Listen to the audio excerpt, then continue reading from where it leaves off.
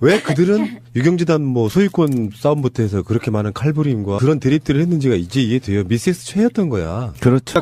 입적이 된 거죠. 가족들이 탄원서까지 대통령한테 낼 정도 사이비 종교에서 자기 누나를 빼오려고 하는 노력들이 이제 곳곳에서 보였다는 거 아닙니까? 그런데 저는 최근에 이런 그 반전을 생각을 해봤어요. 어떤 기사들이 나오고 있고 여러 개가 나와 있는데 만약입니다. 이건 만약이에요. 최순실이 최태민의 딸이 맞고 최순득이도 딸이 맞고요. 근데 최순실이 이과 정윤회의 둘 사이에서 난 자식이 정유라랑 A 또 한 분이 있죠. 그리고 최순득이 이 언니의 아들 또 한 명이 있죠. 일단 이렇게 3명에서 4명 정도가 보여지는데 이 사람들이 엄마가 다를 경우 네, 이거는 제가 정말 고심 끝에 얘기한 겁니다. 그러면 최 씨 일가는요. 최 씨 일가가 주인이 아니고요. 사실은 박근혜가 오히려 최태민과 바로 영적인 관계로 이어지는 영적인 리더자일 가능성도 있어요. 그리고 그가 잉태한 누가 됐든 간에 그들의 미래와 그다음에 그들이 영도적 지도자의 삶을 살 수 있는 바탕을 마련하기 위한, 그러니까 기존에는 비공식적인 곳에서 음지에서 살아왔다면 박근혜가 대통령이 되고 나서 이들이 양지의 제도적인 틀로 들어와서 자신들이 갖고 있는 영적인 리더십들을 유지 발전할 수 있는 교두보를 만들기 위한 게 아니냐라는 완전히 반전에 뒤집어서 생각도 해봐야 돼요. 그러면 그렇게 생각해 본다면 최순실은 어떻게 보면 제가 왜 그 얘기를 들었냐면 누구한테 제보를 받았어요. 그러니까 최서원이란 이름으로 개명을 할 때 서원이란 말은 부처님께 맹세하고 세운 목표라는 겁니다. 그 서원이란 뜻이. 그러니까 이게 이제 세월호하고 연결을 진 것도 있는데 제보 메일에 어쨌든 거기까지는 아직 가지 않더라도 부처님이라 하면 여기에서 최태민을 의미하는 겁니다. 서원이란 이름 내부에 미륵보살. 네, 미륵보살. 이 미륵에게 맹세한 목표가 뭐냐? 네, 최순실이 이름까지 개명하면서 자기 아버지 미륵에게 부여받은 또는 맹세한 그 목표가 박근혜가 순조롭게 살아갈 수 있도록 뒤에서 보살펴주고 받침해주고 구진일 해주는 역할을 맡은 게 그게 목표였기 때문에 서원으로 바꾼 게 아니냐. 그래서 그 역할을 제대로 수행했던 게 아니냐라는 의혹의 메일이 받았거든요. 그렇다고 친다면 김종필이나 기타 지금 소문들에 의하면 적어도 박근혜가 2명 정도를 잉태했다면 이들이 그 안에 숨어 있을 가능성이 있어서 이게 바로 밝혀지기 직전이다 이런 거죠. 예. 이게 그렇죠. 그런데 이게 최순실의 악인이 아니고 최태민과 박근혜가 악인이라는 게 이 사람의 주장인 겁니다. 이해 가시죠? 그러니까 핵심이 박근혜지 박근혜가 불쌍하거나 공주여서가 아니고 어떤 영적인 리더십을 그 패밀리 안에서 갖고 있다라는 겁니다. 지금 이 사람의 주장이 이거고 상당히 설득력이 있어요. 네. 거기다가 이제 1980년대 초에 그때 전두환 들어왔을 때 합동수사본부 만들고 합수부라 그래서 그때 이학봉이 당시 보안사령부 처장이었는데 그때 신동아 인터뷰에 나온 내용 하나 읽어드려 볼까요? 그때 이제 그 군부가 최태민을 조사한 건데 지금이랑 아주 비슷하네 생각해보니까 전 관계 재계 전방위 로비, 정부 공기업 정치권 군 대기업 등을 상대로 한 전방위 로비 그리고 최태민은 기업인을 구국봉사단 운영위원으로 위촉해 이들로부터 1인당 2천만 원에서 5천만 원의 입단 찬조비나 삥을 뜯었다는 거지. 월 200만 원의 운영비를 받는 식으로 운영 자금을 마련했다. 이 단체는 행정기관의 지원을 바탕으로 전국의 동단위까지 조직을 확대해 300만 명의 단원을 확보했다. 이게 지금 그거 아니에요? 재단? 맞죠? 아주 비슷한 약 10년 전인 2007년에 월간조선의 당시 이제 대선 국면에서 월간조선의 인터뷰를 한번 읽어볼게요.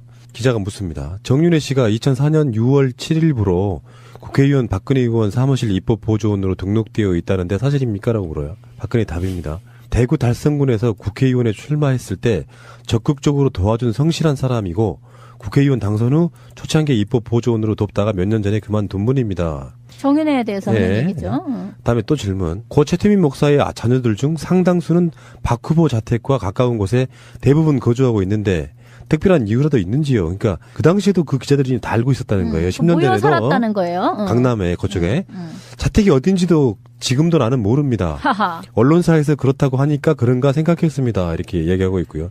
정말 거짓말 잘하죠. 그 다음에 또 질문이 있네요. 박 후보의 유경재단 이사장 재직 시 최태민 목사의 5번째 딸이 어린이 회관 내에 근황원 원장으로 내정되었던 적이 있다고 하는데 사실입니까? 이렇게 지금 최순실 말하는 거예요. 그렇죠. 지금도 최순실한테 원장이라고 부르는 게 이것 때문이거든요. 내정한 사실이 전혀 없습니다. 왜 이런 말이 나오는지 짐작하는 것조차 없습니다.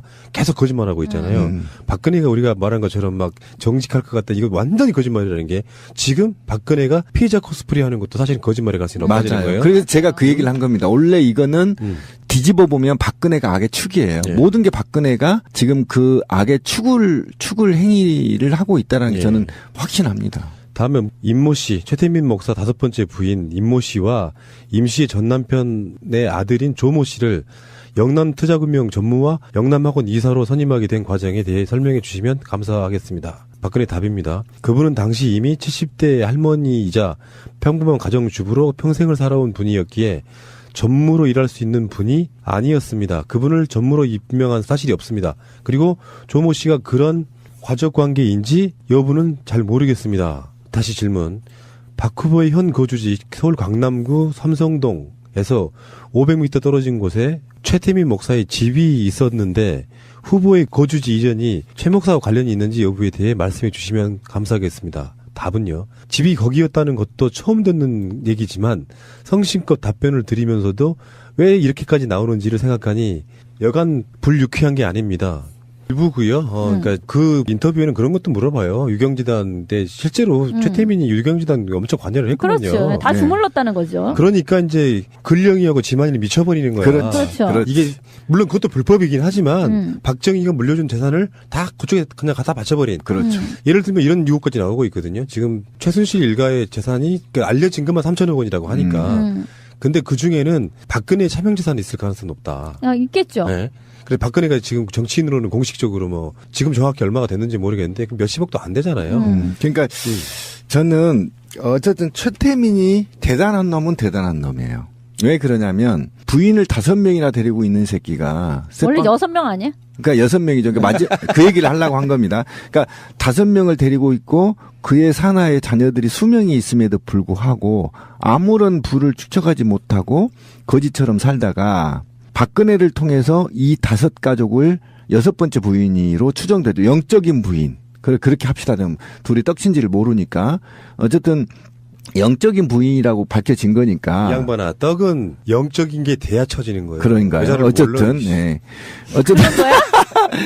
어쨌든 그래서 나머지 1부터 첫째 부인, 5째 부인까지 다 자녀들까지 먹고 살게 만들어버리는 이 스킬이 정말 대단한 겁니다. 최태민이. 어떻게 박근혜를 구워 삶았는지는 모르지만 어쨌든 독재의 결과로 받은 많은 돈들이 최태민의 산하의 부인들에게 나눠주고 그 자녀들이 호가호위 할 수 있도록 텃밭을 만들어주는 것. 그것이 박근혜인데 저는 분명히 말씀드리지만 그게 곧 최태민과 박근혜의 영적인 결합이 어떤 서온이라는 이름을 개명하게 만들고 이것이 하나의 종교적 큰 중심으로 박근혜가 서 있다. 그래서 어찌 보면 최태민, 최순득은 자기 아버지 최태민이 물려준 영적 지도자로서의 애우를 박근혜가 받은 게 아닌가. 이게 이후에 밝혀질 최대의 이슈입니다. 저는 다른 지점 이야기하고 싶어요. 뭐 아까 사적인 얘기 많이 털었는데 그런 저런 관계들을 통해 가지고요 특별법 만들어서 부정으로 벌어들인 돈들은 몰수하는 것까지 가야 된다고 생각해요. 맞습니다. 그리고 철저하게 해야 되고 이거는 뭐 수사관 한 2,30명 갖고 안 되고요. 범국민적 수사단을 꾸려서 시민사회단까지 포함해서 정말 수백 명으로 이거를 전부 다 파헤쳐야 이 악의 뿌리를 뽑을 수 있다고 생각합니다. 10년 전 인터뷰를 보니까 박근혜 씨 굉장히 거짓말 잘하는 것이 느껴지고요. 지금 생각해 보니까 그때는 아마 이 박근혜가 거짓말 할 거라는 생각을 못했을 가능성이 높고 보통 사람들은. 그래서 지금 현재 박근혜가 하는 것들은 어쩌면 바보 코스프레 하고 있는 게 아닌가 이런 생각도 한번 해보지 않습니까? 그러니까 자기 두 사람의 이익 관계에 의해서 서로가 서로를 이용해 먹었을 가능성이 좀 높다라고 보는 거죠. 결론적으로 말하면 지금 이렇게 된 거네요. 미르재단 같은 경우는 해외에 관련한 주로 대외 원조, 그러니까 사실상 남한테 이렇게 주듯 하는 돈이잖아요. 뭐 특별한 용처만 있으면은 그냥 거기 불문하고 일종의 기부 금액 같은 건데 거기서 파생하는 금액을 사실상 자기네 사업체가 따오는 방식으로 금액을 취하고요. 물론 기업들한테 삥 뜯은 돈은 보관이 된 상태에서 네.